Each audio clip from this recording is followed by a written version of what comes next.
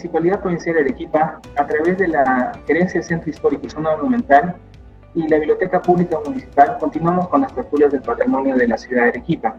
En este sentido, vamos a hablar sobre un tema de biodiversidad. Vamos a hablar de la biodiversidad de la provincia de Arequipa. Nuestro invitado va a ser el biólogo Urlix Sanabria Alarcón. Él, como ya he señalado, un biólogo y uso científico con experiencia en gestión para el establecimiento de modalidades para la conservación de la biodiversidad en el ámbito terrestre y marino.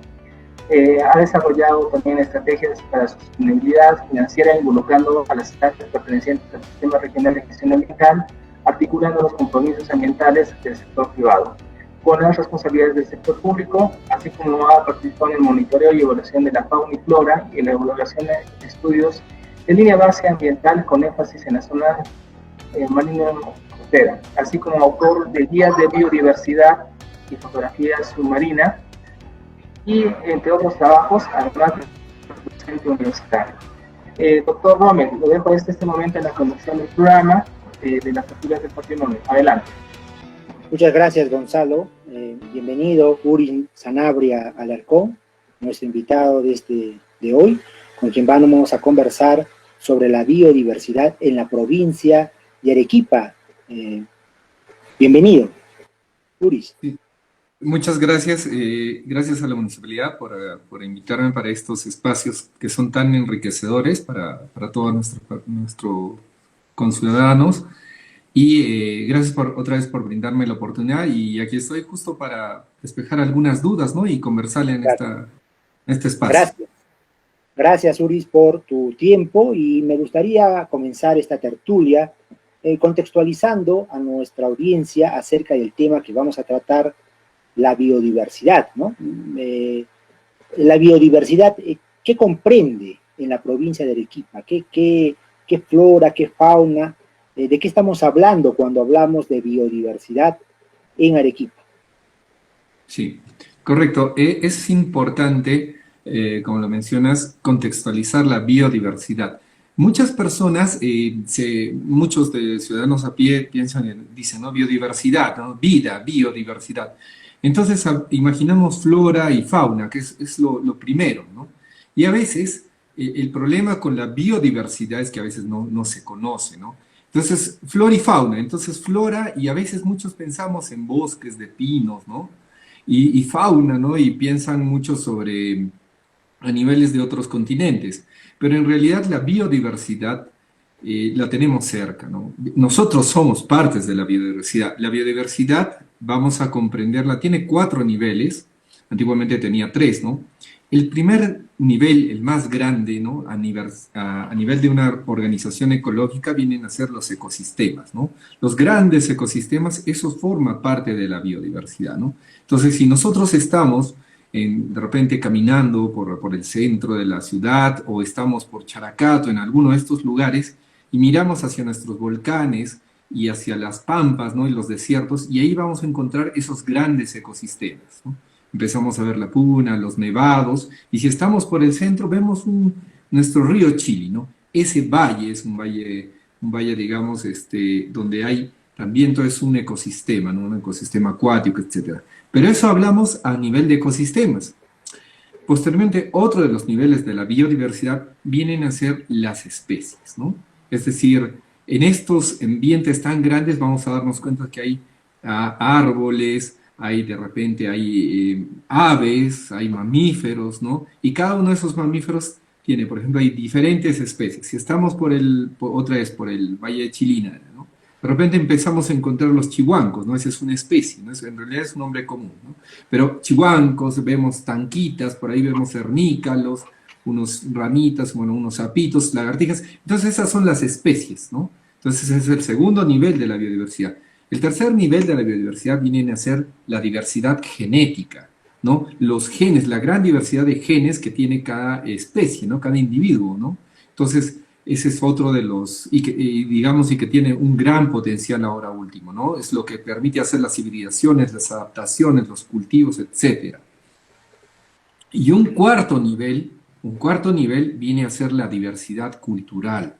porque nosotros como seres humanos utilizamos la biodiversidad, ¿no? Los anteriores, hemos modificado hacia nuestro beneficio, pero también es una responsabilidad conservarla. Entonces, grandes cambios en la biodiversidad se han dado por digamos, por la actividad cultural del hombre, nuestras tradiciones, ¿no? ¿Correcto? Cómo hemos modificado la biodiversidad, la agrobiodiversidad, por ejemplo, para nuestra gastronomía, ¿no? Porque es tan demarcada a nivel mundial. Entonces, otro punto es la diversidad cultural, donde estamos nosotros como seres humanos. Correcto, correcto. Y entonces, hablando del primer nivel que has mencionado acerca de los ecosistemas, ¿no? Que viene a ser este entorno que rodea, por ejemplo, a la urbe, en el caso del valle del río Chili, podemos identificar, ¿no? Claramente a lo largo de los años, pues ha habido una depredación, ¿no es cierto?, de la campiña arequipeña, que era tan característico de la ciudad, del paisaje de la ciudad misma, ¿no? Entonces, ese paisaje se ha ido deteriorando, ha ido desapareciendo. ¿En qué medida, por ejemplo, hablando de biodiversidad, también esto ha traído consigo que ese ecosistema se vea perjudicado y haya generado también problemas de habitabilidad, ¿no? Con relación, por ejemplo, a la contaminación, pero también para la procura de la buena salud, ¿no? Y de los niveles, por ejemplo, digamos, de vida, los niveles de vida a largo plazo. Correcto, sí, efectivamente, si nosotros salimos, ¿no? O empezamos a ver cómo nuestra ciudad se ha ido expandiendo. La principal causa, ¿no? Considerada por muchos científicos a nivel mundial de la pérdida de la biodiversidad es justamente la pérdida del hábitat, ¿no? La fragmentación de estos hábitats, de estos grandes ecosistemas. Entonces, eso calza con la expansión urbana. Efectivamente, nos hemos expandido, llegamos hasta las faldas de los cerros, ¿correcto? Y vamos fraccionando ese hábitat que para muchos ven un desierto, ¿no? Un desierto con matorrales y de repente dicen, no, pero acá no hay nada. En realidad son zonas que tienen especies de flora y fauna adaptadas para esas condiciones. No son tan diversas si lo hacemos en comparación con un bosque tropical, pero esas especies que encontramos en nuestros desiertos, en nuestros matorrales, tienen los mismos derechos que los tienen unas especies que encontremos en bosque tropical. Entonces, primero eso, ¿no? Valorar estas especies, dándonos cuenta que a nuestra expansión urbana, hemos ido destrozando o fragmentando esos hábitats y por lo tanto la biodiversidad se va a reducir, ¿no? Empieza a alejarse de las zonas. Pero también con nuestra expansión urbana traemos otro tipo de problemas, que viene a ser especies exóticas, ¿no? Entonces empiezan a venir las ratas, ratones, algunas personas dejan sus mascotas libres, ¿no? Y los gatos, entonces todo eso provoca un impacto en la biodiversidad o en la poca que está quedando. Entonces eso va sumando. Por eso es tan importante, si es que empezamos a hablar de una manera un poco más ordenada, es importante que, a lo que tú mencionabas, las áreas verdes, ¿correcto? Cuando perdemos fragmentamos estos matorrales, estas zonas, si todo lo volvemos cemento, ustedes van a tener, cuando caminen por el centro, una sensación de calor, ¿no? El calor es agobiante, correcto, pero cuando pasamos por un parque, ¿qué pasa? Disminuye la temperatura, es más fresco. Entonces las áreas verdes ayudan a regular la temperatura dentro del casco urbano. Pero no solo eso, sino también otras especies propias sobre todo, empiezan a utilizar estos parques para poder reproducirse, para habitarlos de nuevo, en conjunto con las especies que se han traído de otros lados, ¿no? Como el gorrión americano y el gorrión europeo y las palomas, ¿no? Que a mucha gente les gusta. Entonces, es importante entender la fragmentación, la pérdida, el impacto que nosotros causamos con nuestras especies, nuestras mascotas, si es que no están bien cuidadas, pero también es importante darnos cuenta que los espacios verdes que tenemos en nuestro casco urbano nos brindan servicios ecosistémicos, entre ellos, por ejemplo, uno de los principales es regular la temperatura. Si no tuviéramos áreas verdes en la zona central de Arequipa, en el centro, pues estaríamos achicharrándonos, ¿no? Pero Claro. algo importantísimo es también nosotros, la gran ventaja, o sea, algo maravilloso que tenemos es que estamos, que es el río Chili, ¿no? Que cruza la ciudad. Ese valle del río Chili también es un corredor biológico por donde las especies migran, ¿no? Hacia las zonas más altas de Chilina, ¿no? O si no, a Vítor, ¿no? Hay especies de peces también que están por ahí. Entonces es un corredor biológico que también nos ayuda a regular el clima de nuestra ciudad. Si no tuviéramos este río o este valle, estaríamos muriéndonos de calor, ¿no? En otras Claro, palabras. sin duda, como bien lo mencionas, Uris, las condiciones de habitabilidad, ¿no? Permiten a la especie humana, a quienes vivimos, por ejemplo, en el valle del río Chili, poder tener mejores calidades de vida, ¿no? Y poder hacer soportable también la vida en comunidad en cuanto se refiere, por ejemplo, a las condiciones climáticas, ¿no? Sobre todo en este valle donde habitamos, en que pues tenemos un clima seco, ¿no es cierto? Y verdaderamente es necesario, por ejemplo, para poder contrarrestar los efectos de esta contaminación, que es un contraataque, ¿no? A la biodiversidad, es una amenaza a la biodiversidad, llevar a cabo programas, como se ha venido haciendo hace mucho tiempo, programas de reforestación, ¿no? Por ejemplo, la presencia de árboles, de áreas verdes, ¿no? En parques, jardines, es muy importante para mitigar justamente el impacto que pueda tener entre nosotros esa expansión urbana, ¿no?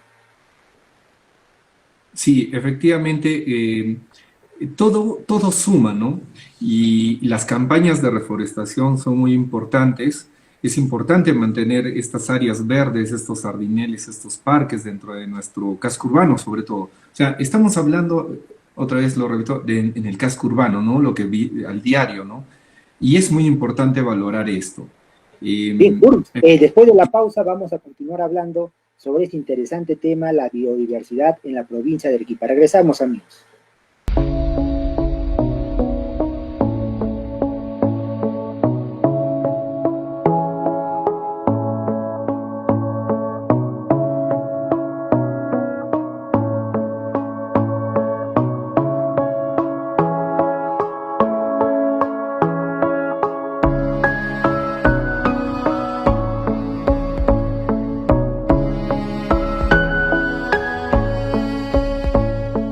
Hola Manolo, ¿qué tal?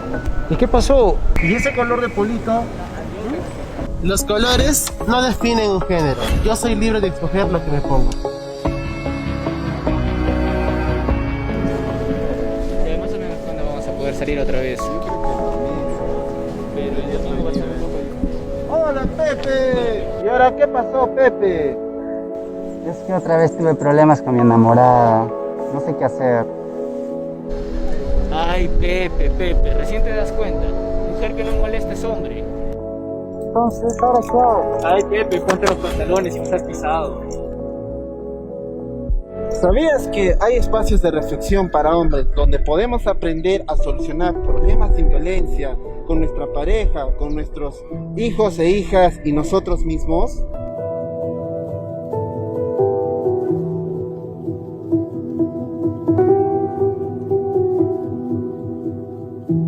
Continuamos conversando con el biólogo Uris Sanabria Alarcón sobre la biodiversidad en la provincia de Arequipa, y en el primer bloque ya habíamos contextualizado, ¿no? Los niveles de biodiversidad que conocemos, y nuestro invitado nos había explicado que había 4 niveles: los ecosistemas, las especies, la diversidad genética y la diversidad cultural. Hablando justamente de los ecosistemas, ¿no? Habíamos estado conversando sobre las condiciones climáticas también. Para que sean favorables se requiere pues una reforestación de las áreas verdes que han sido perdidas, ¿no? A lo largo del tiempo, justamente por el crecimiento urbano de la ciudad y la pérdida de la campiña, que era un paisaje natural que tenía Arequipa pues hace mucho tiempo. Pero no solamente tiene ventajas contar con áreas verdes con relación a las condiciones climáticas de una ciudad con un clima tan seco, ¿no? Y al mismo tiempo con con una radiación solar tan fuerte como tiene Arequipa, sino también para evitar, por ejemplo, la contaminación sonora, ¿no? Que es otra situación que se agrava, ¿no? Como consecuencia de un parque automotor bastante grande, ¿no? Y que afecta sin duda la habitabilidad de las personas en nuestra ciudad. ¿Cuál es tu comentario al respecto? Sí, correcto. Todo lo que mencionas es justamente lo que estamos nosotros viendo el día a día. Y en realidad, si hablásemos, hablamos a nivel de ecosistemas, ¿no? Si hablamos a nivel de ecosistemas, pues basta que, yo sé que muchos hemos salido al campo, a muchos nos gustaban las picanterías, ¿no? Nos vamos a las zonas donde hay, digamos, donde hay todavía campiña, ¿no? Si tomamos un poco más de atención, si nos vamos para el lado de Mollevaya, Characato, o donde vemos nuestro volcán, ¿no? Lo que es el Pichu Pichu o el Indio Dormido, ahí en un día más o menos despejado vamos a notar una mancha negra, ¿no? A las faldas del Pichu Pichu.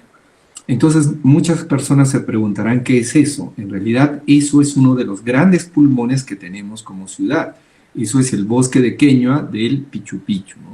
Eso es un gran bosque que ha sido fragmentado, en realidad antes se encontraba en el Pichu Pichu y parte de las faldas del Chachani, ¿no? Pero este es una zona muy importante porque ahí hay especies que son endémicas, ¿no? Especies que también están amenazadas, ¿no? Que tienen categorías de, ya sean vulnerables, con peligro crítico, etcétera, ¿no? Tanto especies de aves como de mamíferos, inclusive la queñua se encuentra actualmente protegida. Obviamente es importante saber que toda la fauna silvestre, ¿correcto?, está protegida y quien se encarga de proteger esta fauna silvestre es el Servicio Forestal y Fauna Silvestre. Y cuando esta fauna se encuentra dentro de áreas naturales protegidas, es justamente el CERNAM quien de alguna manera protege esta fauna junto con el CERFOR y con otra autoridad administrativa, en el caso de que si es que hubiera ríos o cuerpos de agua con produce, ¿no? Entonces vemos estos ecosistemas, vemos este bosque de Queñua que es maravilloso en realidad, se puede llegar por Poxi, etcétera, se encuentra en la zona de amortiguamiento de la Reserva de Salinas y Aguada Blanca. Pero también vemos nuestro ecosistema desértico, ¿no? Para la zona de Yarabamba, que es una de las zonas donde se han registrado la mayor cantidad de especies de cactus. Imagínense, el mayor cactario que tenemos, lo tenemos aquí en Yarabamba, ¿no? Entonces, también es otro ecosistema muy importante, son ecosistemas donde, o corredores por donde va el guanaco, ¿no? Que es una especie también amenazada. Y si nos empezamos a acercar un poquito más acá, vemos justamente el valle del río Chili, ¿correcto? Este es un valle, es otro ecosistema grande que, como lo mencioné anteriormente, es un corredor biológico para todas estas especies de aves, ¿no? Tiene formaciones del monte ribereño. Pero ¿por qué? ¿Cómo nos conecta el valle del río Chili, ¿no? Imagínense que vamos desde Quilca, ¿no? Desde Quilca, empezamos a subir, llegamos a Vítor, llegamos a Arequipa, y más arriba está, digamos, Chilina, llegamos a Aguada Blanca y llegamos a Salinas, ¿no? A la Reserva Nacional de Salinas de Aguada Blanca. Entonces, este río, esta cuenca nos conecta, ¿no? Con la zona de Puna. Y nos damos cuenta que en la zona de Puna, en la zona de Salinas, ahí es donde se capta todo el agua en las lagunas altoandinas, en los bofedales, que esta agua es la que, digamos, llega a provisionar a toda la ciudadanía, a toda la ciudad de Arequipa, ¿no? Es muy interesante, veamos cómo la conectividad, ¿no? En esta zona. Justamente, Uris, tú mencionabas, ¿no? Has mencionado, bueno, el bosque de Queñua, la campiña agrícola y el valle del río Chili, lo que vienen a ser los pulmones, ¿no? de la ciudad. Estos espacios son muy importantes, sin duda, para garantizar, ¿no? La oxigenación y sobre todo lo que yo decía, la habitabilidad, no solamente de la especie humana, sino también de las otras especies que cohabitan junto con nosotros en este ecosistema, ¿no? O en estos ecosistemas, ¿no? Que se integran en la medida de que hay hilos conductores, ¿no? Que hacen de que los ecosistemas pues puedan al mismo tiempo compartir, ¿no?, una serie de beneficios para la propia comunidad, ¿no? ¿Cuáles serían, en tu opinión, por ejemplo, esos beneficios de contar con pulmones como los que hemos mencionado para que en estos ecosistemas se pueda garantizar, ¿no?, la vida de la flora y fauna silvestre? Sí, correcto. En realidad estos beneficios podríamos empezar citando algunos servicios ecosistémicos, ¿no? En estas áreas verdes, uno de los servicios es regular la temperatura, ¿no? Termorregulación de la temperatura, ¿no? Y obviamente y la humedad, ¿no? También la fijación de carbono. También podemos ver de alguna manera en el caso del río Chili, también es la termorregulación, el mismo beneficio de proveer, digamos, especies o conservación de la biodiversidad. Por citar quizás los principales, ¿no? Fijación de carbono, termorregulación y digamos este intercambio gaseoso, ¿no?, que existe.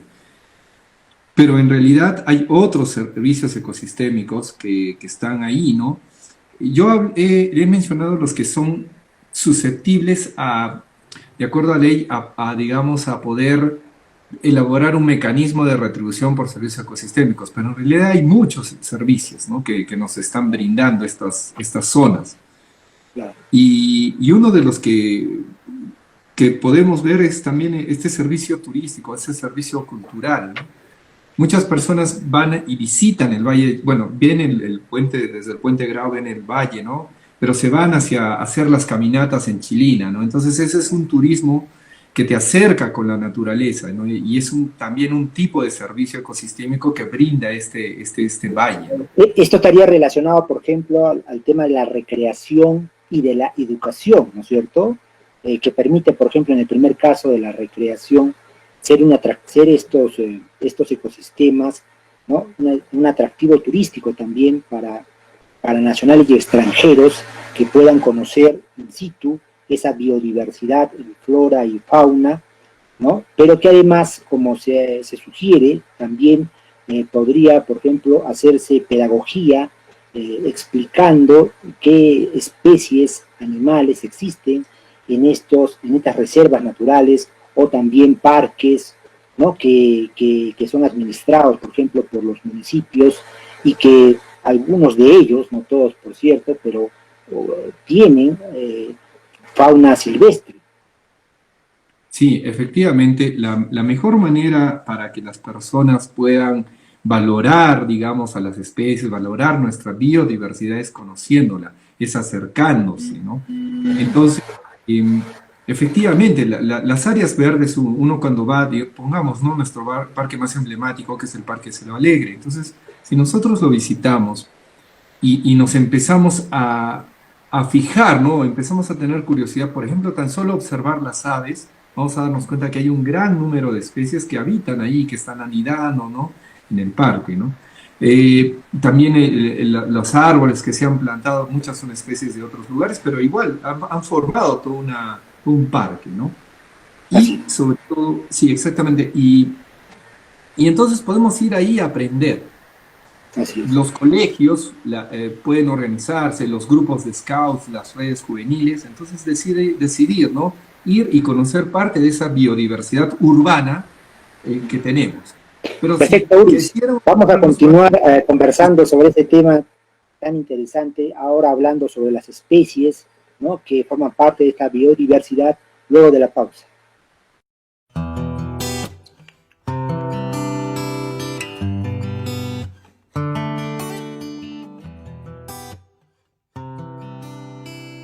Cuando me toca de tarde, tengo la facilidad de estudiar de mañana, porque mis horarios son de mañana. Yo dependía de mi abuelo. Lamentablemente él falleció y fue una etapa dura en ese momento. Me quedé sola con mi abuela, tuve que salir a buscar trabajo y no encontraba. mi nieta me dijo, hay una convocatoria, mami, es que iré a trabajar. Y bueno, se presentó sus papeles de una de otra manera y ya pues, y lo agradezco bastante a la Municipalidad de Arequipa, que es muy humano, que a todos los que estamos en estos momentos nos está dando prácticamente un trabajito para solventar este alimento, esta pobreza que estamos pasando.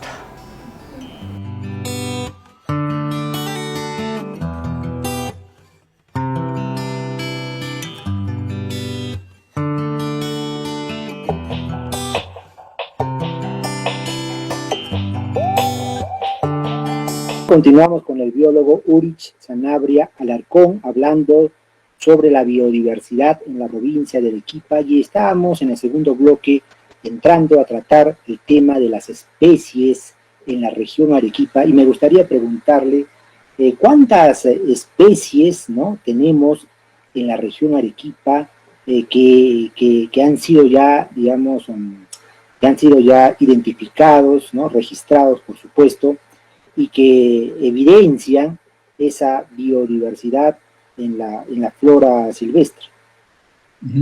Correcto. Si hablamos en general de todas las especies en las cuales han sido registradas a nivel de nuestro departamento, de nuestra región, podemos basarnos en estudios que se hicieron en el 2013, ¿no? Obviamente se han descubierto nuevas especies, pero hablábamos de 1864 especies, entre especies de flora y de fauna. Lo interesante aquí es dividir ciertos grupos, ¿no? Generalmente la fauna vertebrada, hablábamos de 264 especies de aves en nuestra región registradas, 64 especies de mamíferos, 7 especies de anfibios, 20 especies de reptiles y 1509 especies de plantas, ¿no? Todas estas son especies continentales. Ojo, aquí todavía faltaba mencionar las especies ícticas, ¿no? Las especies de peces. Por ejemplo, para el río Chile tenemos registradas 7 especies, ¿no? Entonces, faltaba esto. Y obviamente, un poco coordinar, digamos, incrementarlo con las especies que son propias de nuestra región marina. Pero en realidad estamos hablando de 1864 especies continentales. De estas especies, ¿no?, que estamos hablando, en realidad muchas se encuentran bajo amenaza, están amenazadas, es decir, están en peligro de extinción, ¿no? ¿Y cuántas en este caso tenemos? Básicamente en anfibios tenemos 2 especies que están amenazadas, en peligro de extinción, por decirlo así. En cuanto a nuestras aves son cerca de 50 especies, en cuanto a mamíferos son 14 especies, plantas tenemos 108 especies aproximadamente y 2 especies de reptiles. Son especies que se encuentran de alguna manera, otra vez lo repito, en peligro de extinción, ¿no? ¿Cuáles son las causas, perdón, Uris, cuáles son las causas de esa posible extinción de estas especies amenazadas? Correcto. Estas especies, la primera causa es la fragmentación del hábitat, ¿no? La pérdida del hábitat, como hemos mencionado. Pero se suman otros factores como la contaminación, la competencia hay especies exóticas invasoras que compiten con estas especies, ¿no? En algunos casos, por ejemplo, teníamos también lo que era la caza, ¿no? Dense cuenta, por ejemplo, el guanaco es una de estas especies que se encuentran en peligro de extinción. Entonces, ha sido fragmentado su hábitat y muchas personas, mucha gente lo cazaba, ¿no? Entonces, esa es una de las causas que se tuvieron. O, por ejemplo, en el caso de las queñas, ¿no? Las queñas antiguamente, ¿qué hacían? Hacían carbón, ¿no? Con la queña, y las talaban, lo deforestaban nuestros bosques. Entonces, hay varias especies que, bueno, estas especies, mejor dicho, que he podido citar. Y perdón, Urich, perdóname, al respecto, por ejemplo, ¿qué medidas se han adoptado desde las diversas instituciones involucradas en el tema para justamente mitigar o revertir o aminorar esta situación de peligro con relación a las especies? Correcto. Una de las medidas es, por ejemplo, la creación de áreas naturales protegidas, ¿no? Como la que tenemos en Salinas. Otra de las medidas es que estas especies les dan estas categorías de conservación. Entonces puede ser vulnerable, en peligro crítico o en peligro de extinción, ¿no? Pero también lo bueno es que tenemos el CERFOR, que se encarga justamente de la conservación y el manejo de estas especies silvestres. Entonces, hay varios mecanismos para poder frenar un poco este tipo de de problemas que surge con nuestras especies silvestres. Otro también es, en el caso de las especies acuáticas, por ejemplo, los anfibios son los primeros que se van cuando hay contaminación en un río. Entonces, otro de lo que se está haciendo es, obviamente, descontaminar el río, ¿no? Evitar que haya vertimientos directamente hacia el río, sino que estas aguas se traten, ¿no? Entonces, hay varias formas en las cuales se está tratando de enfrentar y mitigar estas amenazas, ¿no? Hacia las especies. Claro. ¿Y cuánto se ha avanzado al respecto? Por ejemplo, en el caso del río Chili, por ejemplo, ¿no? Que hace muchos años, por supuesto, no había pues una conciencia ciudadana, ¿no? Ciudadana para conservar las aguas del río, y muchas veces se arrojaban residuos sólidos justo a la cuenca del río, y eso evidentemente pues ha afectado a las especies que existían en esas aguas del río Chili. Sí, hablando sobre el río Chili, se ha logrado recuperar bastante del río Chili, por el hecho de que obviamente ya no se están vertiendo las aguas, digamos, de los desagües directamente a su cauce, ¿no? Sino que ahora han sido canalizadas. Y eso ha ayudado a recuperar mucho del ecosistema. Tanto así que cuando se hacen los monitoreos, ¿no? Hay empresas y universidades que realizan los monitoreos, encontramos toda una serie de especies hípicas, ¿no? Sobre todo los peces, ¿no? Entonces tenemos en el río Chili, en la parte baja, tenemos el pejerrey antiguo, que antes estaba en todo el río, y está en la parte de Vítor y Uchumayo, ¿no? Después tenemos en toda la parte hasta Chilina, más o menos, tenemos bagres, ¿no? Los bagres antes casi desaparecieron en el río Chili. Y hacia el lado de Chilina, bueno, esta es una especie introducida, pero de igual manera exige una cierta calidad para poder habitar. Tenemos lo que son las truchas, ¿no? Y en la parte más arriba, mucho más arriba, ya están las chalhuas o las orestias, ¿no? Eso para el lado de Salinas y Aguada Blanca. En realidad, como lo vemos, se está recuperando el río, ¿no? Otra vez está recuperando la biodiversidad. En cuanto a anfibios, me parece que están registrados ya para la parte del Valle de Chilina, ¿no? Ya han aparecido estos anfibios. Y como les mencioné, los anfibios son los principales indicadores de poder recuperar estos ecosistemas acuáticos, porque son los más sensibles. Claro. Y en cuanto a los parques, por ejemplo, los parques que han sido declarados como santuarios, o sea, para poder conservar la fauna, ¿cuánto es que en los últimos años se ha podido recuperar? Se ha podido, digamos, claro, recuperar la reproducción de esas especies en peligro de extinción. Correcto.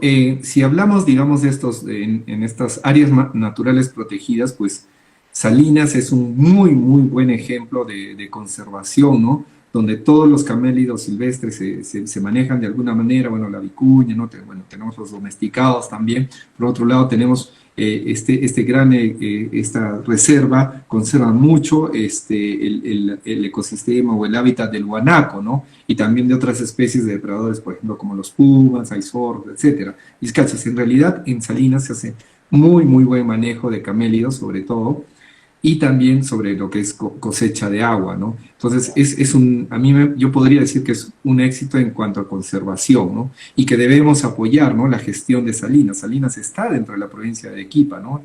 En parte esto. Y obviamente otra vez hago el hincapié que de ahí es donde viene toda el agua que utilizamos, ¿no? Claro. Tú también hablabas de aves amenazadas, consideradas carismáticas, por ejemplo, para la provincia de Arequipa, ¿no? ¿Cuáles son esas aves? Claro, básicamente si es que nosotros hablamos, estas especies carismáticas o banderas son aquellas que tienen mucho, digamos, que a las personas les atraen mucho, ¿no? Entonces, las zonas donde hay una mayor diversidad de especies de aves, por ejemplo, otra es en la reserva de Salinas. Pues dentro de esta reserva de Salinas, que es muy importante por todas las cosas que he mencionado en realidad, una de las aves que es muy carismática son los flamencos que están ahí, ¿no? Entonces, las personas van y les gusta ver los flamencos. En realidad hay una serie de aves altoandinas que son muy bonitas, pero por decirlo así, una de las que más resaltan vienen a ser los flamencos, ¿no? Entonces las personas van a los humedales altoandinos y empiezan a visitarlos, ¿no? Ahí en la laguna de Salinas, me parece que en el dique de los españoles, bueno, ahí hay estas especies, ¿no? Y otra, obviamente, que es muy carismática es el cóndor, ¿no? bueno, que sobrevuela, ¿no?, la reserva en algunos momentos. Claro. También esto genera, Uris, también esto genera, digamos, esta conservación de las áreas verdes, la existencia de reservas, los propios parques protegidos, ¿no?, con esa biodiversidad, genera también oportunidades de empleo, ¿no? Creo que también es un factor importante para, digamos, motivar a las municipalidades y otras instituciones afines al tema para que procuren conservar estas especies en peligro y sobre todo, ¿no?, las abran estos espacios para hacer lo que decíamos, educación con los niños, ¿no?, con los jóvenes y con la población en general, porque de esa manera se tomaría una mayor conciencia de la importancia de este patrimonio, que es un patrimonio de todos nosotros, que sería la biodiversidad. Así es. Una de las grandes oportunidades que tienen los gobiernos locales, ¿no?, las municipalidades, tanto distritales como provinciales, es que esté en sus facultades crear áreas de conservación ambiental o ACAS, ¿correcto? Esto está en la Ley Orgánica de Municipalidades.